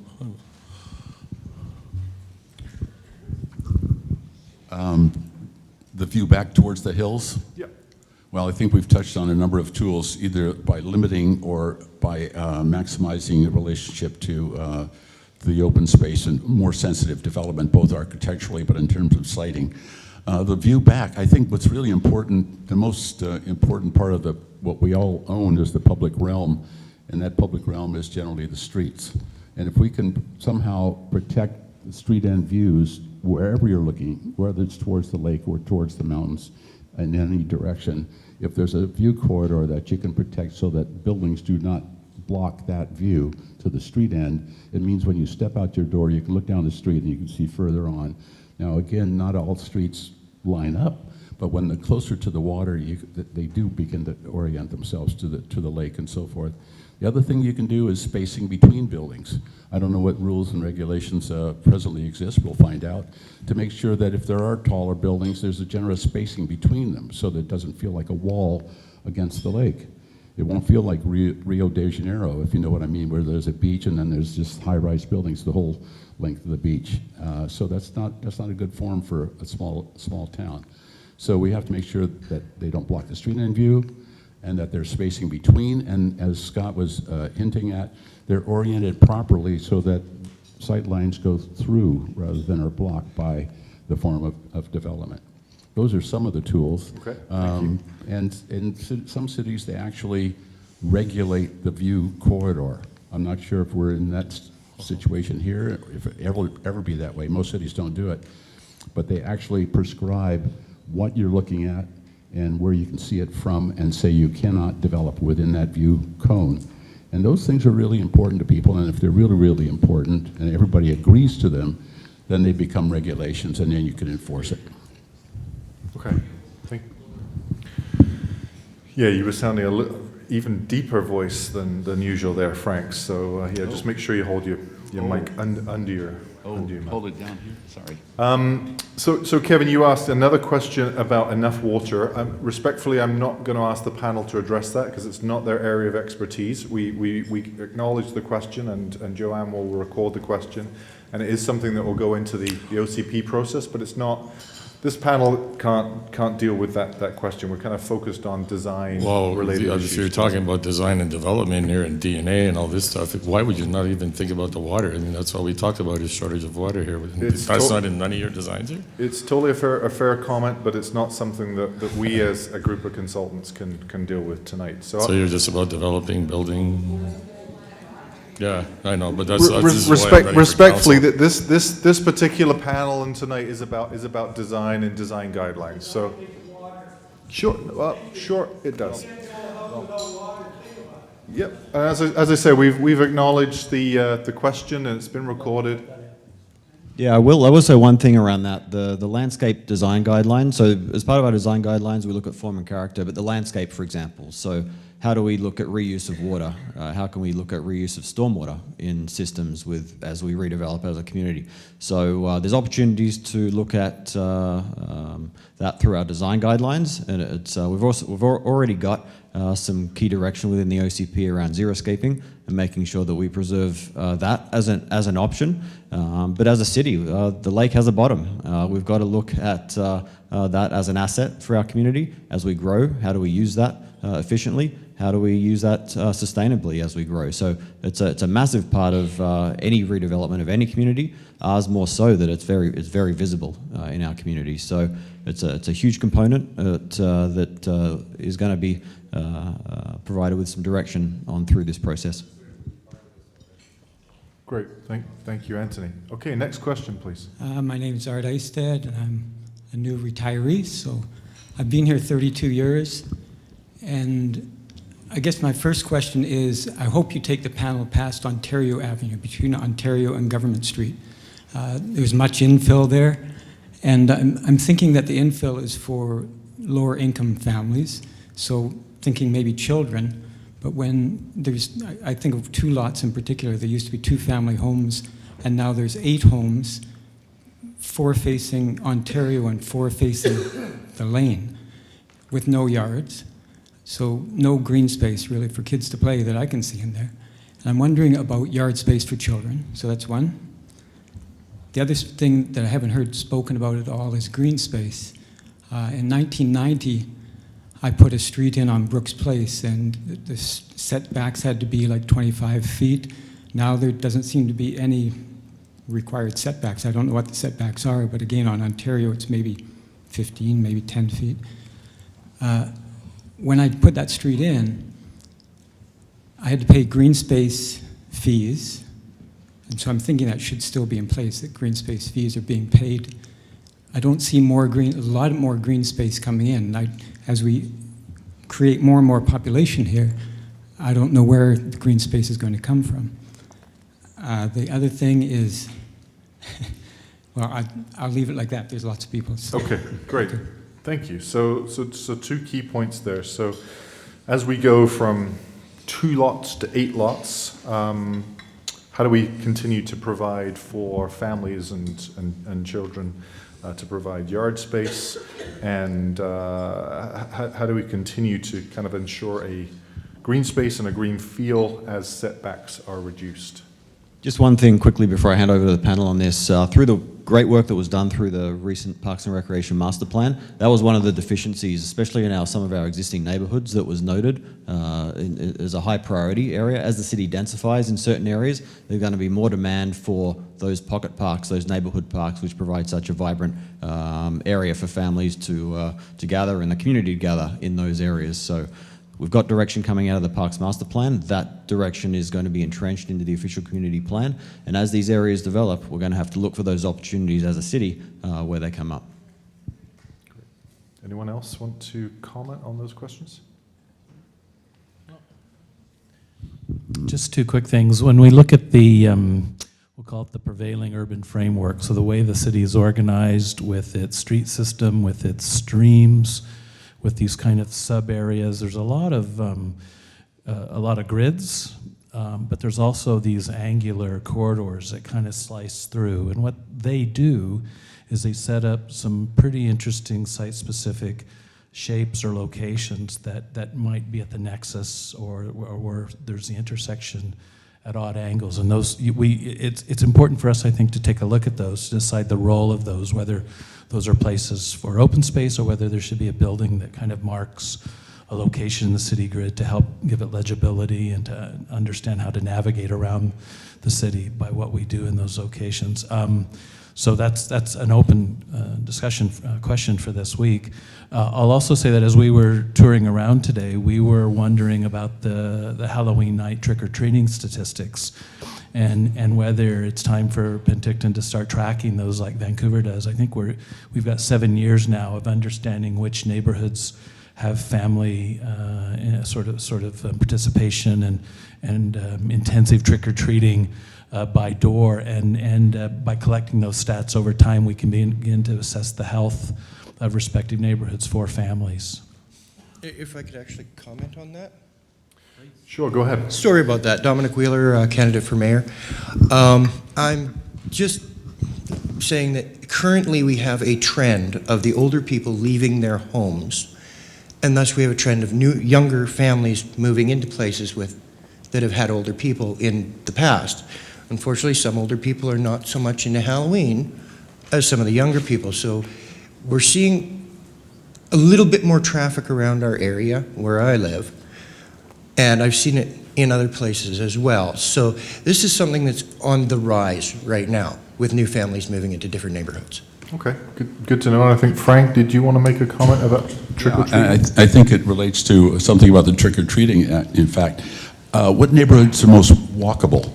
Which ones are safe to walk in? Which ones, and this is a street and a traffic management kind of notion. Hopefully I'm better heard now. So it isn't necessarily the yard where the kids want to play as their first choice, unless they're little bitty guys. Get to a certain age, you want to play in the street and play down at the end of the block or in the back lane. So those places have to be safe for that activity. And that's a traffic management thing, but we can design the public realm and the street system so that maybe traffic behaves itself, which is a social issue for all of us when we're driving. We're all probably drivers, but is it not our responsibility to zoom through neighborhoods, take the right path and go slow, and let kids have that space? Thank you very much. Trick-or-treating is especially important for me because my son was born on Halloween night, and if that night is not a good night, I'm in trouble. So. It's a lucky night from what I understand. Again, I'll introduce myself once more. I'm Dominic Wheeler. I'm a candidate for mayor this year. Couple of questions. The first one is, I missed where it was you'd worked on before? As a team? As a team, we've worked all over Canada, all over the US. So recently we've worked in places like Kamloops and Cordova Bay and Kitimat and Terrace. I haven't heard too much about them. You know Vancouver, Old East Side, right? Old East Vancouver? Yep. That's what I see a lot of what it appears you're trying to get through here, is to get the green space, but get the apartments at the same time. I understand. I look forward to working with you at any given time, and I'd like to speak with you more. My other question is, what are you going to do about parking? Parking, and can you give us a sense of what some of the parking challenges are? Well, currently, not too many during the winter, except, how do you get your car from point A to point B? Okay, especially with the snowfall the last couple of winters. Now, that being said, once you hit the warmer weather, April, May, we start getting the transients in with more vehicles. And then we start getting the vacationers in with more vehicles. And everybody says, don't worry about later. Don't worry about one season. It's not one season. It's 3 seasons of tourism in Penticton. I'd like to see it become 4. And they keep saying we can't have a parkade downtown. But I don't understand that, because we can have green space right on top of the parkade. Okay, so parking challenges, folks, some perspectives on how to deal with parking. So there's parking's obviously a big challenge downtown. It's a big topic. It's been a topic for a number of years. I'm sure the same debate was had around 2002 when the the existing OCP was put in place. More recently, over the last 4 to 5 years, as I said earlier, we've seen a lot of activity downtown. We've seen a lot more demand for people being downtown, and a lot more reasons for people being downtown, which is fantastic. So one of the projects that we're looking at doing over the next year or so is looking at a feasibility on that. Parkades are obviously very expensive. What's the financial feasibility for our community to look at an option like that? Is there the ability for a number of different users to lease a portion of the parking structure to come forward with a business case, for example, to make that more viable? So there's lots of different options there, for example, for a parking structure. Should we be looking at purchasing more parking lots and building parking lots in certain strategic areas of the downtown, for example? So there's a number of different options that we can look at as a community, and I'm sure the guys here will have some examples in other communities that we can potentially learn from as well. Thank you. Over and above the idea of whether there is a parkade or not, if there is a parkade, number one, it's got to be in the right place. Number two, it's got to fit in the fabric of the neighborhood. If the buildings are small, it's got to look somewhat like small buildings. It can't be looming over everything, and it has to have an active ground plane. And furthermore, I would say nowadays, where car usage is actually beginning to decline a little bit, think about how it might become something else in the future. Could it be adapted to residential or for office space or even urban agriculture? These are kinds of things you should be thinking about over the lifetime of an OCP. It's not just forever for cars, and it's not a standalone use. It's got to have other uses going on within it. Scott, did you want to make a comment on the parking? Cal first. Yeah, we've worked in a lot of communities where this issue has been addressed with the use of parking structures. There's a sort of, the report card is out on them in terms, some succeed and some fail. The ones that fail very often become negative places at night. They are very often places for crime. They can be vacant holes in your downtown fabric. On the other hand, more recent examples have tried to address these problems by, as Frank said, activating the ground plane with shops, or by saddlebagging the structure with even some residential. So I think that parking structures are certainly a solution, but they need to be really designed carefully. They are not, if you just provide them, it may solve one problem and create others. So it's one of those sensitive building types that you have to approach with caution. Oh, I absolutely understand. So we're going to try and move a little bit more quickly because we've got a lineup here, and we've only got about 10 more minutes this evening. So please keep your comment or question very brief, and panel, keep your answers very brief. Sir. Hello, my name's James Blake, and I'm running for mayor. And in the spirit of time management, I would like to direct all of my questions just to Anthony. And I would also like to say, I think moving forward, it appears that the city does not want smart development in the hillsides. I don't think we want any development in the hillsides. We love our mountains and our trees, I feel. Anthony, 3 quick questions. Has the city thought about joining the 21st century and putting solar panels on buildings? Have we talked about being more environmentally friendly? Have we talked about putting windmills in places? The city seems very willing to raise everybody's utility rates, but not willing to try and lower our rates. Also, too, very quickly, has anyone from the city, just looking at this map now, at least a third, if not half of the buildable land in this area is native land. Has anybody reached out to them and tried to create an agreement to get everyone together to move the entire area forward? And we are a growing city, that's fantastic, and I think there's a desire in the city to be big enough to draw something like, say, a Costco. But that takes a certain population base. But we have very limited land. We have lake to lake, mountain to mountain. We can't fit 1 million people in that area. Has it ever been considered that our plan is to hit 50,000 and stop? And that could be our long-term goal, so that we can not only have a livable city with... Sorry. I'm going to ask you to just stop there because you've asked your Thank you. questions and we're running out of time. Anthony, can you address those 3 quickly? Certainly. On the sustainability initiatives, so there's a lot of work that we can do, and there's a lot of things that we can do better as a community, and that's, I think we're going to see a lot of bright ideas, and technologies change all the time around sustainability initiatives, and the new building codes are getting put in place that raise the level or raise the minimum playing field for new developments in the community, requiring some of those initiatives you mentioned. So from the sustainability point of view, we're going to, I think, get some fantastic guidance from this process that'll help staff, community and council make some really good decisions moving forward. With regards to the Penticton Indian Band, the city just signed a partnership agreement with 12 different organizations in the community, including the Penticton Indian Band, including the Penticton Indian Band Development Corporation. So those plans and those partnerships have been in the works for a number of years. More recently, we've had that partnership agreement put in place that is going to drive some of those opportunities and partnerships over the next few years.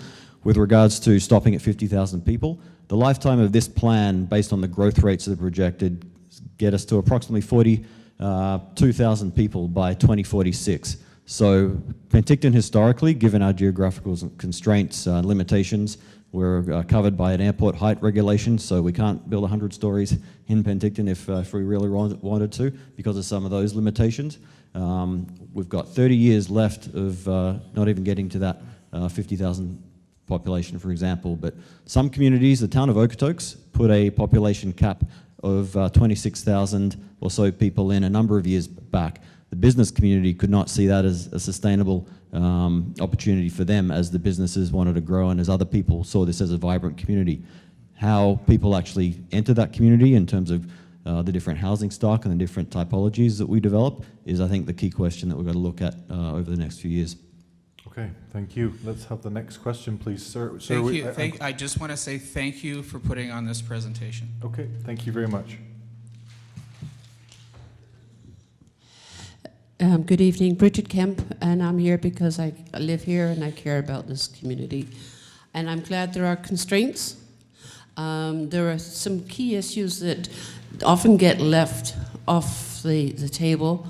One is, and I don't call it parking, it's called transportation. It's about how a community moves, and that's an integral part in the design as far as I'm concerned. I gave up my car 8-9 years ago, my little bit for the environment, and I use public transit. And it changes your life, you slow down, but I still exist, and I think we would get off this idea that we have to have parking. What I have researched is in Vancouver, the amount that the city has to pay to maintain roads, etc., etc., it is far greater per person than, say, for people to have a walkable community. We have a very popular community and farmers market 6 months of the year, and people love that, and they come here. So we need to encourage much more of community walkable space. Somebody said, do we have a piazza here? I don't think we do. We have places where we congregate, but it's not like there's a grassy space right there, kitty corner almost to City Hall. It is city land, I presume, but it's leased, I understand, to Starbucks. Okay, And so I'm going to interrupt so you. the design is to make it movable and for people. Thank you. Okay, great, thank you. So panel, what are some of the key strategies to create a more walkable community where we don't have to rely on cars as much?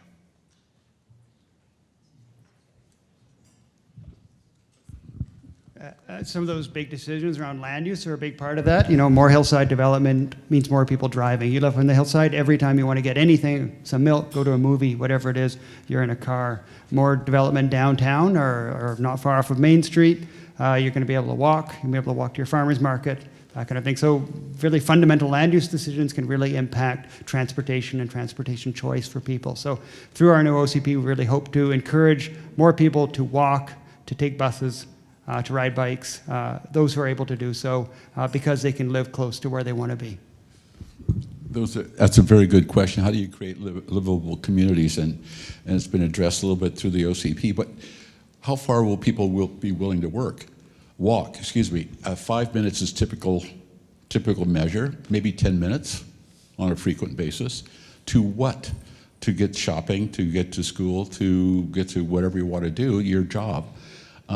Those things have to be, if you started drawing circles about 5 or 10 minute radiuses from all of the communities around here, there should be those opportunities within those big circles, some of that stuff. The shops have to be there. Schools are normally done that way. They have catchments.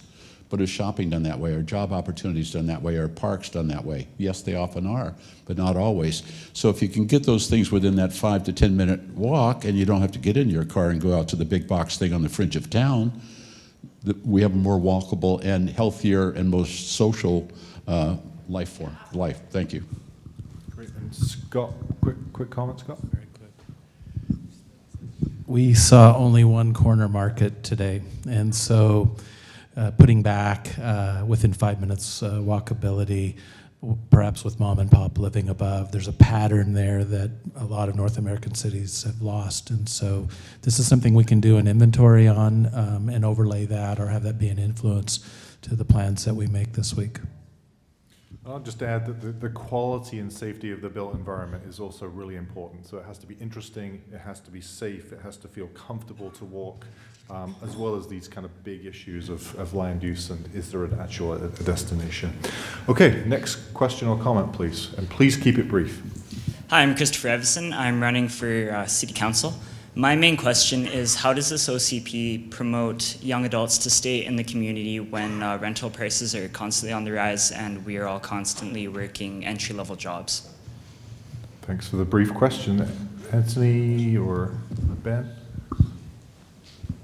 Yeah, really, it is that development of housing choice, trying to encourage rental housing as much as possible, trying to encourage smaller units to enable people to live in the city. If you're simply going to build single-family housing stock, our young people, singles or families, are not going to be able to afford them, so making those big decisions around that. Plus, we have very robust economic development strategies emerging through the city to encourage businesses to stay here, to expand, to move here, so making sure that employment is available so young people, once they graduate or have gone through college, can stay in town, live in town, and work in town. I will also say that the city has kind of cautioned us not to develop guidelines that add additional cost to the housing process. You know, keep them simple and direct without adding layers of complexity. So that's also kind of part of the formula. So we're going to have these we've got 3 more people lined up. Those will be the 3 final questions because we are over time. Again, please keep your comments brief. Hi, my name is Rich Corbett. I'm not running for council. I'm a retired old curmudgeon, a refugee from the prairies.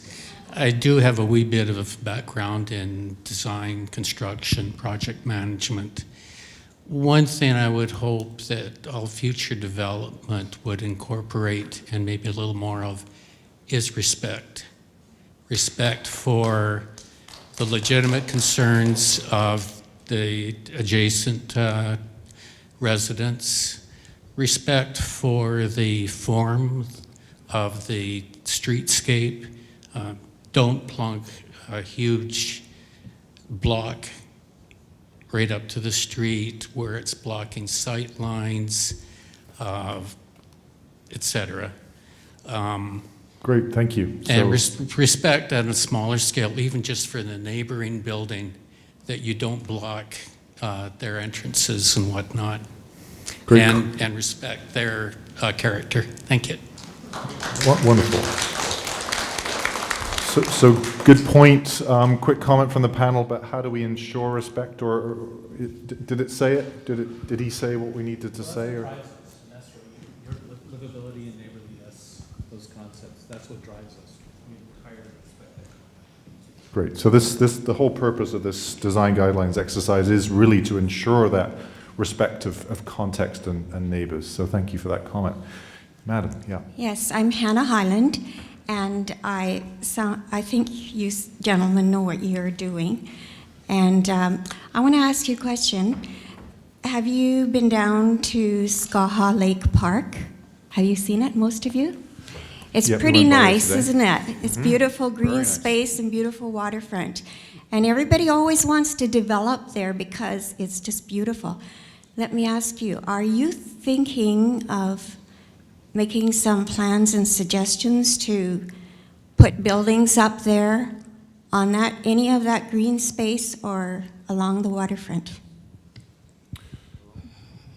That's not within the scope of work that these fellows are doing in terms of their guidelines, but that would be a question for the official community plan generally. What does it show for the future land use concept for that part of the city, specifically for the park? And no, there are no intentions to do any development within the park, within the OCP.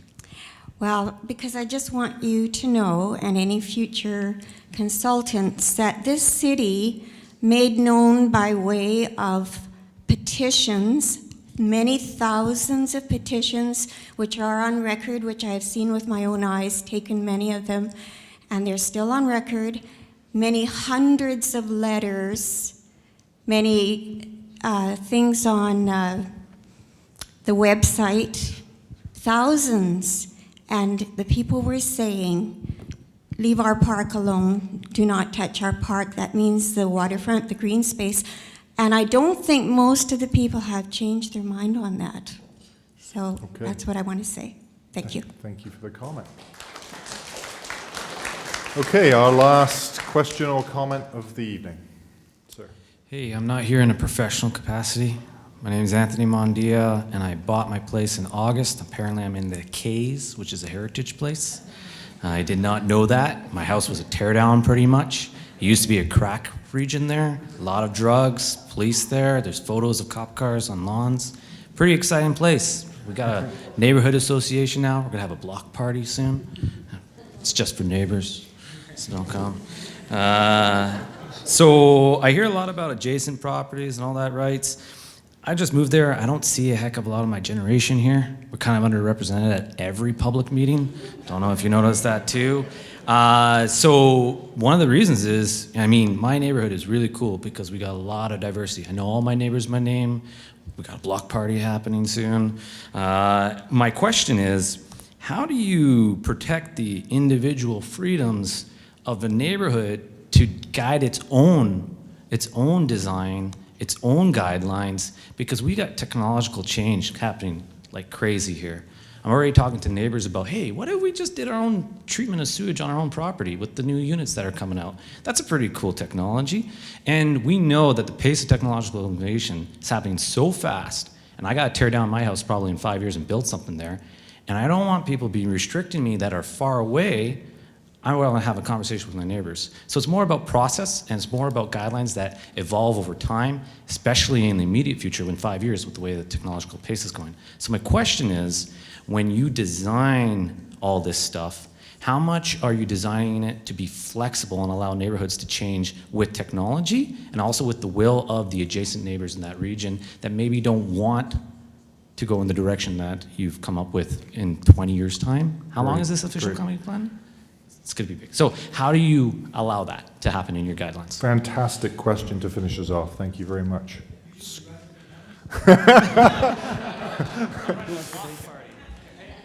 Okay, Scott, are you interested in? Yeah, thank you for that. And it is a great question to end the evening on. I can't speak to neighbors that get together within a precinct and want to go off the grid. I'll defer to others on that. But we're not making master plans or even sub-master plans. We're setting up the prospect of citizens taking ownership and pride in their community. And so we want to leave room for that. You know, we want to placehold for the unknown at a certain level. And so we want to, I think as designers, come back here in 20 years and be surprised by how communities have further enhanced and taken true ownership through their passions, either through visual expression, the way front yards are happening, lots of trick-or-treaters, what's going on in the lanes, maybe a group gets together and there's an informal car share kind of thing that's starting up. You know, all those things are signs of life, of healthy life, and we need to understand and break down the larger fabric of overall Penticton so that we know where those unique little patches that have that inherent potential lie, and to make sure we give clarity and legibility to that as we organize the way that regulations happen. Ben, did you want to comment on that too? No. Okay. All right, great. Thank you very much for the question. Thank you for the answer, Scott. And thank you all for some very interesting questions, and thank you for spending the evening with us. I want to remind you, if you didn't get a chance to ask your question or make your comment, you can do so. The postcards on the table are the way to do that, and I do guarantee you that we will look at the questions and comments that you make over the next couple of days. So we're in town for 4 days, actually. We're here developing a first draft of these guidelines over the next 4 days. And then there will be an opportunity for all of you to come back and see some of the results. And I'm going to let Ben tell you about the opportunity to see what we've done. Yeah, before everybody runs out the door, I want to promote some upcoming engagement opportunities on a couple things. So as you came in, you saw all the draft goals and policies for the OCP. We are soliciting everybody's input on that until the end of the month. So if you get a chance to pick up a comment form today, you can return it today or return it to City Hall anytime, or you can go to our Shape Your City webpage, fill out the comment form there, and look at all that material again. It's all uploaded to that website. So really looking forward to getting your feedback on that component of our engagement. In terms of these form and character guidelines, we're going to be working with these guys over the next week with our official community plan task force. Next Saturday from 9 to 3 at Gyro Park, we will be sharing some of those early ideas around the guidelines. So taking the kind of things that we heard today, taking input from earlier in the process, and sharing some of those ideas that we've come up with over the course of this week. So we welcome you to drop by at Gyro Park 9 to 3 this Saturday to look at some of those ideas. And we'll also be doing some documentation of the workshops themselves, creating daily videos that we'll be posting to the Shape Your City website. So shapeyourcitypenticton.ca, please head there for some updates and some ways to get involved. Thank you.